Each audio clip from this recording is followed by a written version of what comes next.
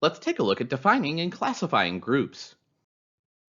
A group is two or more individuals interacting and interdependent who come together to achieve objectives. A formal group is defined by an organization's structure with designated work assignments and in established tasks. Informal groups' behaviors that team members should engage in are stipulated and directed towards organizational goals. In contrast, an informal group is neither formally structured nor organizationally determined. Informal groups in the work environment meet the need for the social contract. People often feel strongly about their groups, partly because shared experiences amplify our perception of events. Our tendency to personally invest in the accomplishments of a group is the territory of social identity theory. Our social identities help us to understand who we are and where we fit with other people. In-group favoritism occurs when we see members of our group as better than other people, and when people not in our group as all the same. Whenever there is in-group, there is by necessity an out-group. In-groups and out-groups pave the way for social identity threat, which is similar to stereotype threat. Temporary groups pass through a unique sequence of actions called punctuated equilibrium model. At the first meeting, the group's general purpose and direction is established, and then a framework of behavioral patterns and assumptions through which the group will approach its project emerges, sometimes in a few seconds. Once set, the group's direction is unlikely to be re-examined throughout the first half of its life. This is a period of inertia. The group tends to become locked into a fixed course of action, even if it gains new insights that challenge initial patterns. One of the most interesting discoveries in studies was that groups experienced a transition precisely halfway between the first meeting and the official deadline, whether members spent an hour on their project or 6 months. The midpoint appears to the work like an alarm clock, heightening a member's awareness that they need to get moving. The transition sets a revised direction for phase 2, in which the group executes plans created during the transition. The group's last meeting is characterized by a final burst of activity to finish its work. This is not only the model the group stages, but it is a dominant theory with strong support. This model doesn't apply to all groups, but is suited to the finite quality of the temporary task group. Work groups shape members' behavior, and they also help explain the performance of the group itself. Some defining group priorities are roles, norms, status, size, cohesiveness, and diversity. Let's begin with the first priority, roles. A role is a set of expected behavior patterns attributed to someone occupying a given position in a social unit. Different groups impose different role requirements on individuals. Our view of how we're supposed to act in a given situation is role perception. Role expectations are the ways others believe you should act in a given context. In the workplace, we look at role expectations through the perspective of the psychological contract, an unwritten agreement that exists between employees and employers. This agreement sets out mutual expectations. Management is expected to treat employees justly, provide acceptable working conditions, clearly communicate, and give feedback. Employees expect to demonstrate a good attitude, follow directions, show loyalty to the organization. When compliance with one role requirement may make it difficult to comply with another, the result is role conflict. At the extreme, two or more role expectations may be contradictory. Similarly, we can experience inner role conflict when the expectations of our different, separate groups are in opposition. The degree to which we comply with our role perceptions and expectations can be surprising. Norms are the acceptable standards of behavior within a group that are shared by the group's members. As a member of a group, you desire acceptance by the group. Thus, you're susceptible to conforming to group norms. Considerable evidence suggests that groups can place strong pressures on individual members to change their attitudes and behaviors to match the group's standard. People conform to their reference groups, in which a person is aware of other members, defines themselves as a member, and feels group members are significant to them. One goal of every organization with corporate social responsibility initiatives is for the organization's values to hold normative sway over employees. Deviant workplace behavior is voluntary behavior that violates significant organizational norms and, in so doing, threatens the well being of organizations or its members. People in collectivist cultures have different norms than people in individualist cultures. But our orientation may be changed even after years of living in one society. Status, a socially defined position given to group members by others, permeates every society.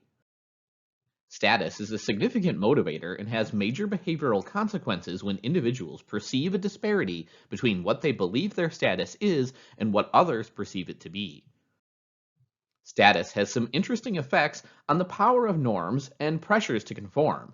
High status individuals may be very likely to deviate from norms when they have low identification with the group. People tend to become more assertive when they seek to attain higher statuses in a group. Lower status members tend to participate less actively in group discussion. But that doesn't mean that a group of only high status individuals would be preferable. Group performance suffers when too many high status people are in the mix. It's important for group members to believe the status hierarchy is equitable. Large differences in statuses within groups are also associated with poorer individual performance. Groups generally agree with themselves on status criteria. Hence, there's usually a high correlance of group rankings of individuals. Factors like size of budget managed or seniority may be determinants of status. Although it's not clear that your own status affects the way people perceive you, the status of people with whom you're affiliated can also affect others' views of you. This stigma by association effect can result in negative opinions and evaluations of the person affiliated with the stigmented individual, even if the association is brief and purely coincidental. Early in life, we acquire an us and them mentality. Culturally, sometimes in-groups represent the dominant forces in a society and are given high status. Social loafing is the tendency for individuals to expend less effort when working collectively. Social loafing directly challenges the assumption that the productivity of the group as a whole should at least equal the sum of the productivity of the individuals in it, no matter what the group size. What causes social loafing? It may be a belief that others in the group are not carrying their fair share. If you see others as lazy or inept, you can re-establish equity by reducing your effort. Because group results cannot be attributed to any single person, the relationship between an individual's input and the group's output is clouded. Individuals may be tempted to become free riders and coast on the group's efforts. The implications for organizational behavior are significant. When managers use collective work situations, they must also be able to identify individual effort. Social loafing appears to be consistent with individualist cultures that are dominated by self-interest. It's not consistent with collectivist societies in which individuals are motivated by group goals. Groups differ in their cohesiveness, the degree to which members are attracted to each other. Some work groups are cohesive because the members have spent a great deal of time together. The group's small size or purpose facilitates high interaction, or external threats have brought members close together. Cohesiveness affects group productivity. Studies consistently show that the relationship between cohesiveness and productivity depends on the group's performance-related norms. If norms for quality, output, and cooperation with outsiders are high, a cohesive group will be more productive than a less cohesive group. But if cohesiveness is high and performance norms are low, productivity will be low. If cohesiveness is low and performance norms are high, productivity increases, but less than in the high cohesiveness, high norms type situation. When cohesiveness and performance-related norms are both low, productivity tends to fall. The final property of groups that we consider is diversity in the group's membership. Overall, studies identify both costs and benefits from group diversity. Diversity appears to increase group conflict, especially in the early stages of the group's tenure. This often lowers group morale and raises dropout rates. Surface-level diversity, in observable characteristics such as national origin, race, and gender, alerts people to possible deep-level diversity in understanding attitudes, values, and opinions. Surface level diversity may subconsciously cue team members to be more open-minded in their view. Although differences can lead to conflict, they also provide an opportunity to solve problems in unique ways. If members can weather their differences over time, diversity may help them to be more open-minded and creative to perform better. One possible side effect in diverse teams is fault lines, or perceived divisions that split groups into two or more subgroups based on individual differences such as sex, race, age, work experience, and education. Recent work indicates that they can be strategically employed to improve performance. Many decisions in organizations are made by groups, teams, or committees. Decision-making groups may be widely used in organizations, but are group decisions preferable to those made by an individual alone? The answer depends on a number of factors. Groups generate more complete information and knowledge. This opens up the opportunity to consider more approaches and alternatives. Groups also lead to increased acceptance of a solution. Group members who participate in making a decision are more likely to support it enthusiastically and to encourage others to accept it later. Group decisions also suffer from ambiguous responsibility. In a group decision, it's less clear who is accountable for the final outcome. Group decisions are generally more accurate than the decisions of an average individual in a group, but they're less accurate than the judgments of most of an accurate person. If creativity is important, group tends to be more effective. And if effectiveness means the degree of acceptance of achievable solutions, the nod again goes to the group. With few exceptions, group decision-making consumes and takes longer than an individual to tackle the same problem. Managers must assess whether increases in effectiveness are enough to offset reductions in efficiency. Groupthink and group shift can affect a group's ability to appraise alternatives objectively. Groupthink relates to norms and describes situations in which group pressures for conformity deter the group from critically appraising unusual, minority, or unpopular views.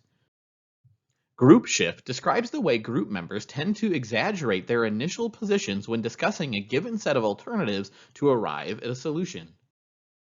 Individuals who hold a position different from that of the dominant majority are under pressure to suppress, withhold, or modify their true feelings and beliefs, even if disruption would improve effectiveness. Groups that are more focused on performance than learning are especially likely to fall victim to groupthink and to suppress the opinions of those who do not agree with the majority. There are differences between group decisions and individual decisions of group members. In groups, discussion leads members towards a more extreme view of the position they already had. Conservatives become more cautious and more aggressive types take on more risk. We can view this group polarization as a special case of groupthink. The group's decision reflects the dominant decision-making norm that develops during discussion. The most common form of group decision-making takes place in interacting groups. Members meet face-to-face and rely on both verbal and nonverbal interaction to communicate. But interacting groups often censor themselves and pressure individual members towards conformity of opinion. Brainstorming can overcome the pressures for conformity that dampen creativity by encouraging any and all alternatives while withholding criticism. The normal group technique may be more effective. This technique restricts discussion and interpersonal communication during the decision-making process. Group members are all physically present, as in a traditional meeting, but they operate independently. Specifically, a problem is presented and the group takes the following steps. Before any discussion takes place, each member independently writes down ideas about the problem. After this silent period, each member presents one idea to the group. No discussion takes place until all ideas have been presented and recorded. The group discusses the ideas for clarity and evaluates them. Each group member silently and independently rank orders the ideas. The idea with the highest aggregate ranking determines the final decision. The chief advantage of the nominal group technique is that it permits a group to meet formally but does not restrict the independent thinking of individuals. Research generally shows nominal groups outperform brainstorming groups.